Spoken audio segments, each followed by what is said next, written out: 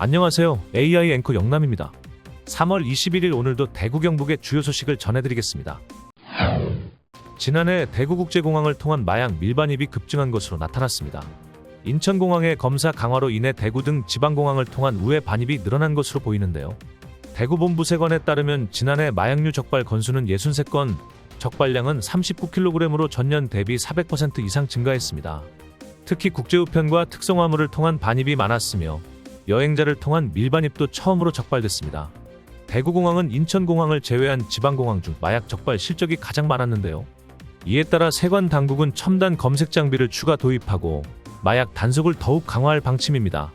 지방공항을 통한 마약 반입이 늘고 있는 만큼 정부의 강력한 대책이 필요해 보입니다.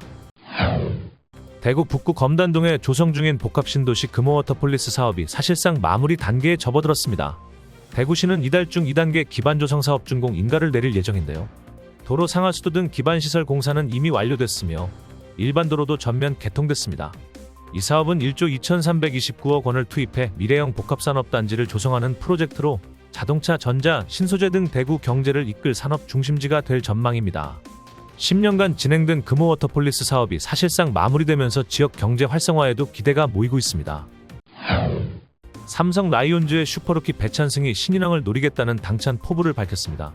지난 20일 열린 KBO 미디어데이에서 박진만 감독은 배찬승을 주목해달라며 올 시즌 히트 상품으로 추천했는데요. 구자욱도 좌완으로 빠른 공을 던지는 투수다. 제구가 좋아 타자들이 공을 잘 못 친다고 평가했고, 강민호는 오랜만에 좋은 물건이 들어왔다고 기대감을 드러냈습니다. 배찬승은 스프링 캠프에서 최우수 선수로 선정됐고 연습 경기에서도 호투하며 강한 인상을 남겼습니다. 그는 선발, 중간, 마무리 가리지 않고 팀의 보탬이 되겠다며 필승조에서 10홀드 이상을 목표로 뛰겠다고 밝혔습니다. 삼성은 오는 22일 키움과 개막전을 치르며 배찬승이 시즌 초반부터 강한 존재감을 보여줄지 관심이 집중됩니다. 대구 영남중 고교 부지 매각이 또다시 실패했습니다. 지난 18일 진행된 5차 공개 입찰에서도 응찰자가 없어 유찰됐습니다. 이번 입찰가는 감정가 2,340억 원에서 20% 감액한 1,872억 원으로 법적 최대 감액 한도에 도달한 상태입니다. 이에 따라 향후 입찰에서도 가격 인하는 사실상 불가능합니다. 부동산 경기 침체 속에 고가의 매각가가 걸림돌이 되고 있지만 재단 측은 아직 뚜렷한 대응책을 내놓지 못하고 있습니다. 대구시 교육청은 재단 측에 제한이 있을 경우 협의할 것이라며 매각을 위한 지원을 이어가겠다고 밝혔습니다.